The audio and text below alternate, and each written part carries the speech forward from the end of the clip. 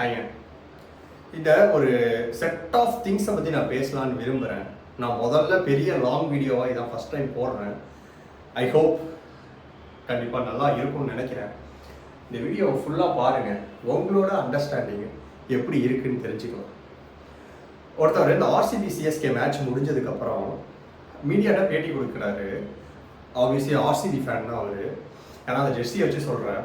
அவர் வந்து என்ன சொல்ல வராருன்னா, நான் முதல்ல வந்து ஸ்டேடியத்தில் மேட்சை பார்க்குறேங்க, நான் ரொம்ப நாள் கனவுங்க அந்த மேட்சை பார்க்குறதுக்கு. அதை பார்த்துட்டு ரொம்ப சூப்பராக இருந்துச்சுங்க. நான் அவ்வளோ சந்தோஷமாக எக்ஸ்ப்ரெஸ் பண்ணிட்டு இருக்காரு அந்த மீடியாவில். ஒரு சிஎஸ்கே ஃபேன்ஸ் வந்து லைக் பொம்பளை கப்பு லாலி இன்னும் அவங்க என்ன ட்ரை பண்ணுறாங்கன்னு எனக்கு எதுவும் புரியலை. பட் இவர் வந்து ப்ரோ நான் வேற பேசிகிட்டு இருக்கேன் ப்ரோ, நீங்கள் சொல்லுங்கள் அப்படின்னு இவர் வந்து அதை அந்த அந்த ஃபீலிங்கை வந்து எக்ஸ்ப்ரெஸ் பண்ண விரும்புகிறாரு. பட் ஆனாலும் அவங்க விடலை, சம்மந்தமே இல்லாமல் வந்து லாலிபப்பு பொம்பளை கப்பு என்ன நினச்சாங்கன்னு தெரியல. பட் அதே மாதிரி வந்து அவரை ட்ரிகர் பண்ணாருங்க, இல்லைங்க நான் போகிறேங்க அப்படின்னு அவர் போயிட்டாரு. ஆப்வியஸாக அவருக்கு வந்து அவர் மேட்ச் பார்த்த சந்தோஷத்தை எப்படி சொல்லலாம் அப்படின்னு ஒரு மைண்ட் செட்டில் இருந்தார். பட் இது மாதிரி பண்ணி அவரை வந்து அனுப்பிச்சி விட்டாங்க. நீங்கள் சிஎஸ்கேலேயும் அந்த டாக்ஸிக் ஃபேன் இருக்காங்க, ஆர்சிபிலையும் இருக்காங்க, நான் இல்லைன்னு சொல்லலை. மும்பை இந்தியன்ஸ்லேயும் அந்த டாக்ஸிக் ஃபேன்ஸ் இருக்காங்க. இது வந்து இப்போ முன்னாடிலாம் கிரிக்கெட்லாம் எப்படி சொல்கிறது, ஆஹா சச்சின் அடிக்கலையா அப்போ கங்குலி அடிச்சே ஆகுவாங்க, அப்போ தாங்க இந்தியா வின் பண்ணோம். ஐயோ கங்குலி அடிக்கலையா ராகுல் டிராவிட் அடிக்கணுங்க, ராகுல் டிராவிட்டும் அடிக்கலையா தினேஷ் மோகி அடிக்கணுங்க. லைக் இது மாதிரி தான் நாங்கள் கிரிக்கெட் பார்ப்போம். நான் கிரிக்கெட்டை பார்க்க ஆரம்பிச்சது. பட் இப்போ பாருங்களேன், ஆஹா ரோஹித் சர்மா அடிச்சிட்டானா, ஐயோ விராட் கோலி அடிக்கக்கூடாது, விராட் கோலி அடிச்சிட்டானா, ஐயோ இவன் அடிக்கக்கூடாது, ஐயோ இவர் அடிக்கக்கூடாது, இந்த டீம்காரன் அடிக்கக்கூடாதுன்னு அப்படி லைக் இந்தியா மேட்சே இவ்வளோ நெகட்டிவாக ஆகிட்டாங்க. இது எந்த எக்ஸ்ட்ரீமுக்கு போகும்னு தெரியல. இந்த ரோஹித், விராட் கோலி, எம்எஸ் டீம்லாம் ரிட்டையர் ஆகிட்டாங்க, கம்ப்ளீட்டாக ஜீரோ கிரிக்கெட்லேருந்து போயிட்டாங்க அப்படின்னா இது வந்து அடுத்த செட் ஆஃப் பிளேயருக்கு இது டிரான்ஸ்ஃபார்ம் ஆகுமா அப்படிங்கிறது எனக்கு தெரியல. ஏன்னா அடுத்த செட் ஆஃப் ஃபார்ம்ஸ் பார்த்தீங்கன்னா நம்ம கில்லு, ருத்ராஜ், இது மாதிரி செட் ஆஃப் பிளேயர்ஸ். பட் அவங்களுக்கு இது போகக்கூடாது அப்படின்னு நான் விரும்புகிறேன். லைக் ஃபேனே வேணாம், விளையாடு, இந்தியாவை ஜெயிக்கவே போயிடுங்க, ஐபிஎல் விளையாடுங்க, காசு சம்பாதிங்க. லைக் இந்த இதை அழிச்சிடணும்.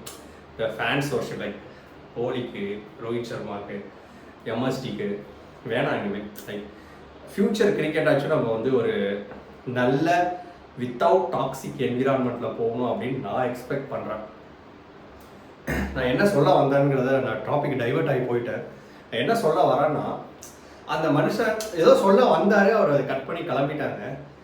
ஆமாங்க, ஆர்சிபி தோத்துருச்சுங்க, 17 வருஷமாக தோத்துக்கிட்டு தாங்க இருக்காங்க, கப்பை அடித்ததே இல்லைங்க.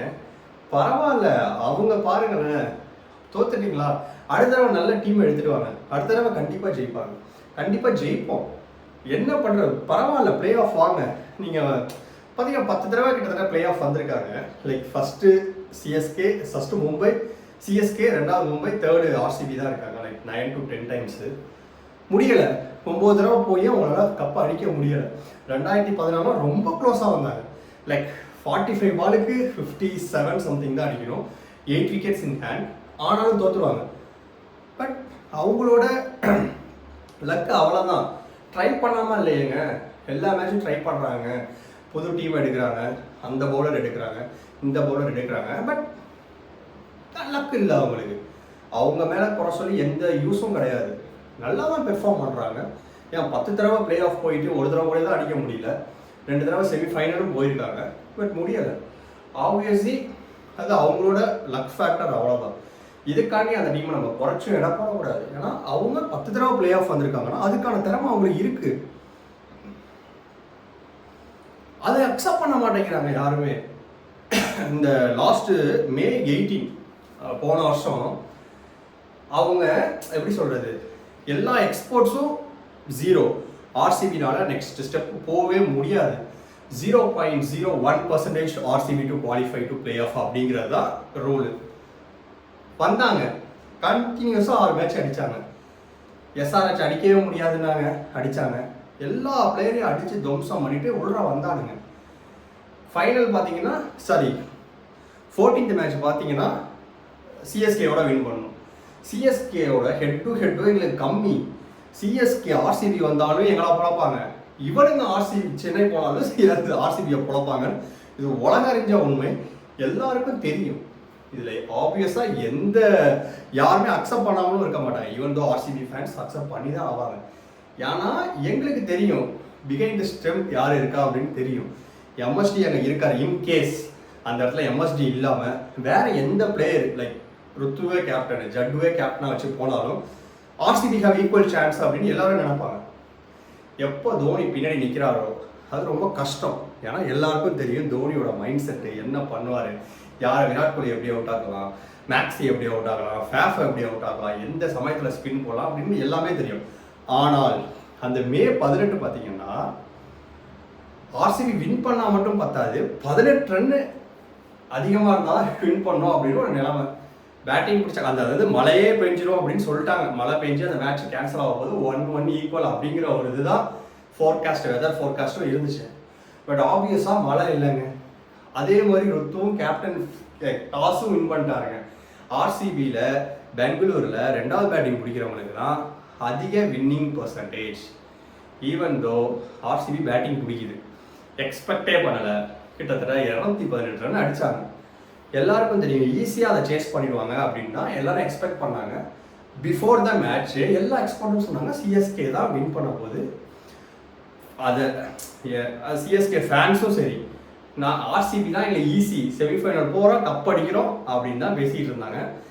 எவனும் அக்செப்ட் பண்ணிக்க மாட்டான். லைக் ஆர்சிபி ஃபேனே எங்களுக்கு 10% தான் வாய்ப்பு இருக்குன்னு எங்களுக்கே தெரியும். ஆனாலும் அவங்க அடித்தாங்க, சிஎஸ்கேவை அடித்து குவாலிஃபை ஆனாங்க. அதே மாதிரி 17 ரன் வித்தியாசத்தையும் வின் பண்ணாங்க. இது அச்சீவ்மெண்ட் தாங்க அவங்களுக்கு. ஏன்னா தொடர்ந்து 6 மேட்ச் வின் பண்ணி பிளே ஆஃப் போகிறது அச்சீவ்மெண்ட் இல்லையா? 0.01லேருந்து 100% டு பிளே ஆஃப், இது கெத்து தாங்க அவங்களுக்கு. ஆப்வியஸாக செலிப்ரேட் பண்ணுவாங்க. இது யாருனாலையும் தடுக்க முடியாது. ஏன் நம்ம 13 ஓவரில் 180 சம்திங் அடிக்கணும். எக்ஸாக்ட் ஸ்கோர் மறந்துச்சு Mumbai Indians. Like Rayudu run out ஆயிடுவார். லைக் லாஸ்ட் ஒரு பாலுக்கு 2 ரன் அடிக்கணும். லைக் 13.2வது பால் 2 ரன் அடிக்கணும், ரன் அவுட் ஆயிடுவார். ஈவன் தான் ஒரு சான்சஸ் இருந்துச்சு அவங்களுக்கு. அந்த பால் 6 அடிச்சிட்டாங்கன்னா ஆப்வியஸாக மும்பை இந்தியன்ஸ் குவாலிஃபைடு அப்படிங்கிற ஒரு சுச்சுவேஷனு. ஆதித்யா தாரே வராரு, 6 அடிக்கிறாரு, சட்டையெல்லாம் கல்வி போட்டுட்டு ஓடிட்டு இருக்காரு. அது மாதிரி இவங்க செலிப்ரேட் பண்ணாங்களா என்ன? இல்லை, அவங்களால முடியலை. 0.01% டு 100%, எந்த எக்ஸ்பர்ட்டும் நம்பியிருக்க மாட்டாங்க ஆர்சிபி பிளே ஆஃப் ஆட போகுது அப்படின்ட்டு. விளையாண்டாங்க, வின் பண்ணாங்க, கண்டிப்பாக சந்தோஷப்பட்டு தான் ஆவாங்க. கண்டிப்பாக அந்த அக்ரஷன் இருக்க தான் செய்யும். ஏன்னா எல்லாருமே அவ்வளோ மோசமாக தான் ட்ரீட் பண்ணாங்க ஆர்சிபி எக்ஸ்பர்ட்ஸை சொல்கிறேன் நான். ஸோ வின் பண்ணிட்டாங்க, அவங்க சந்தோஷப்படாமல் வேறு யார் சந்தோஷப்படுவா சொல்லுங்கள்? அதுக்கு தோனி கை கொடுக்காம போயிட்டாரு, அதுக்கு ஏதோ இன்ஜுரின்னு சொன்னாங்க, அதை விட்டுருங்க, அது நம்மளுக்கு தேவையில்லை. ஸோ இதை எல்லாரும் அக்செப்ட் பண்ணி தான் ஆகணும். சிஎஸ்கேவை பீட் பண்ணது ஆர்சிபி, அதுவும் ஆர்சிபி 17 ரன் வித்தியாசத்தில் வின் பண்ணிட்டு தான் உள்ள போச்சு. அக்செப்ட் பண்ணி தான் ஆகணும், இதில் எந்த மாற்றம் கருத்தும் கிடையாது.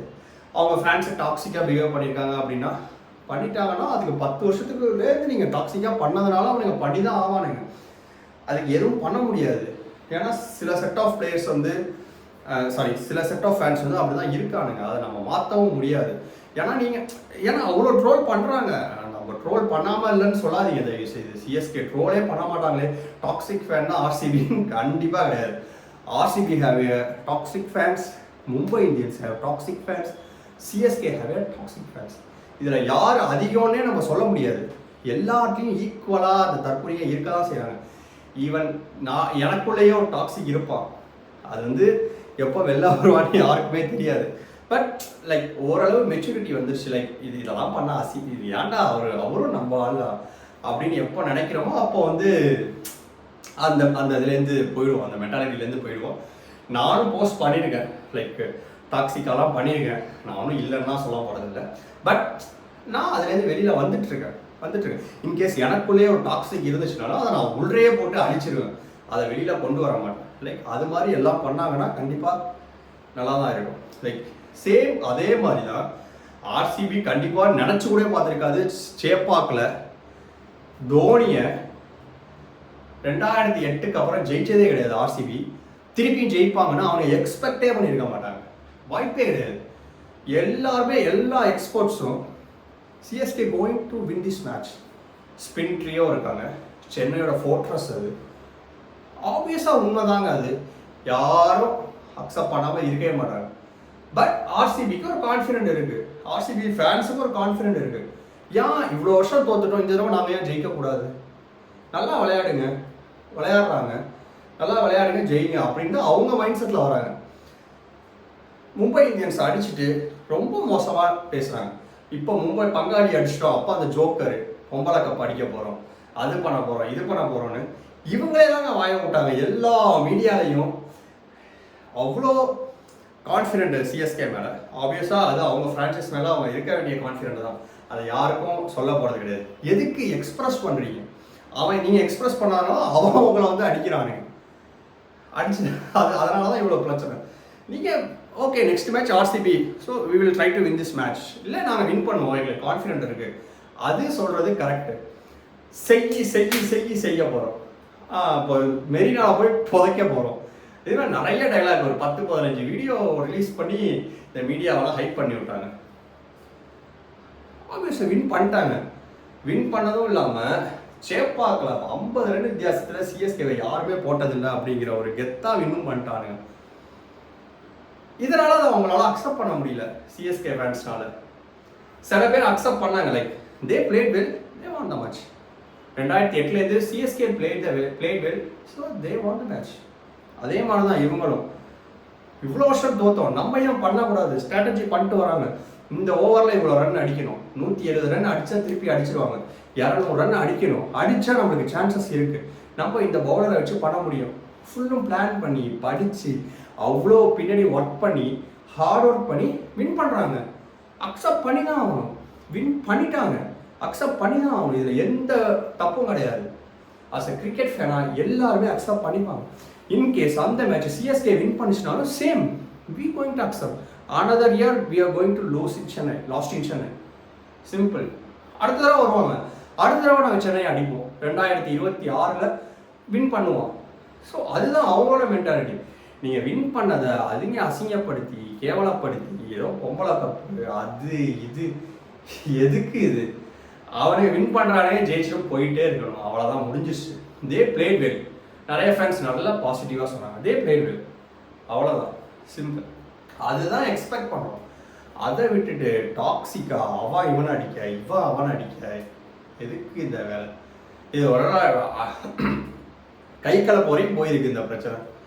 இதை வந்து எப்படி இது மாதிரி டாக்ஸிக் என்விரான்மெண்ட்லேருந்து வெளில வராது அப்படிங்கிறதும் எனக்கு தெரியலை. ஐ ஹோப் ஃப்யூச்சரில் லைக் சுபன் கில்லுக்கோ, ருத்ராஜ் கெய்க்வாடுக்கோ, யசஸ்வி ஜெய்ஸ்வாலுக்கோ, ஐயருக்கோ, கேஎல் ராகுலுக்கோ, ஹர்திக் பாண்டிக்கோ இது மாதிரி ஒரு பெரிய ஃபேன் பேஸ் இருக்கவே கூடாது. இருந்ததுனால தானே இவ்வளோ பிரச்சனை. இல்லாமல் இருந்துச்சுன்னா கண்டிப்பாக இவ்வளோ மோசமாக யாரையும் ட்ரீட் பண்ணியிருக்க மாட்டாங்க. இப்போ ஃபார் எக்ஸாம்பிள் ரோஹித் சர்மா, விராட் கோலி, எம்எஸ்டிக்கெலாம் இதெல்லாம் தெரியும். தெரிஞ்சு அவங்களால எந்த ஸ்டெப்பும் எடுக்க முடியும். என்ன பண்ணிடுவேன்? நீங்கள் போய் டாக்ஸிக்காக இருக்காதீங்கன்னு சொன்னால் இவனுங்களாம் கேட்டுருவானுங்களா சொல்லுங்கள்? ஒரு சின்ன வின் பண்ணதுக்கே அவங்களால அக்செப்ட் பண்ண முடியல. இப்போ வந்து மே 3ஆம் தேதிக்கு போயிட்டாங்க. மே 3ஆம் தேதி எங்கே வாங்கினோமோ அங்கே தான் கொடுப்போம் அப்படிங்கிறாங்க. வாங்க, அடிங்க, பிளே வெல், வின் பண்ணுங்க, ஆர்சிபியை வின் பண்ணுங்க, போங்க இந்தியா. இதனால யாருமே அக்செப்ட் பண்ணாமல் இருக்க போகிறதில்ல. ஆன் தட் டே யார் நல்லா விளையாடுறாங்களோ அவங்க வின் பண்ணுவாங்க, அவ்வளோதான், சிம்பிள்.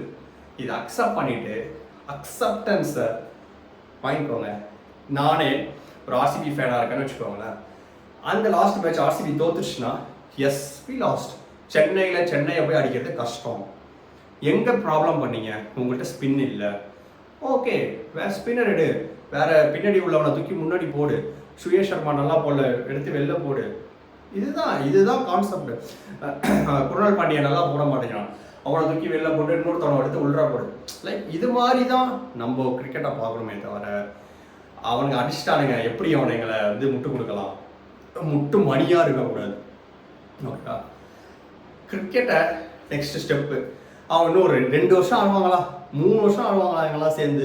அதுக்கப்புறம் நம்ம செட் ஆஃப் பிளேயர்ஸ் அப்படியே பிரிஞ்சிருவோம், அவ்வளோதான். லைக் அவ்வளோதான். இதுக்கப்புறம் யாரை நம்ம ஃபேனாக எடுத்துக்க போகிறோம்? எம்எஸ் டோனிக்கு அப்புறம் நம்ம வேறு யாராச்சும் ஃபேன் எடுத்துட்டீங்களா?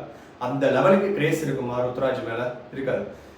ஆர்சிபியில் வந்து சேம் லைக் விராட் கோலி போனதுக்கப்புறம் ரஜத் படித்தார் மேலே அந்தளவுக்கு கிரேஸ் இருக்குங்கிறீங்க. ஆர்சிபிக்கு சப்போர்ட் பண்ணுவாங்க. லைக் விராட் கோலி மாதிரி உள்ள கிரேஸ் வந்து அவர் மேலே இருக்கிறது கொஞ்சம் கஷ்டம். அதுதான் நான் சொல்ல வரேன். லைக் சேம் ஹர்திக் பாண்டியா மேலே.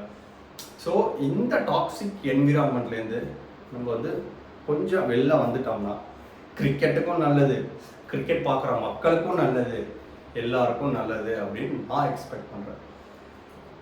வேற ஏதாச்சும் உங்களுக்கு கருத்து இருந்துச்சுன்னா சொல்லுங்க. நான் அதை வந்து என் மேலே தப்பு இருந்தாலும் நான் திருத்திக்கிறேன். இல்லை அது எனக்கு வந்து வேலிடாக இருக்குது அப்படிங்கிற பாயிண்டாக இருந்தாலும் நான் திருப்பி ரிப்ளோ வீடியோ போடுறேன். எந்த பிரச்சனையும் இல்லை. தேங்க்யூ.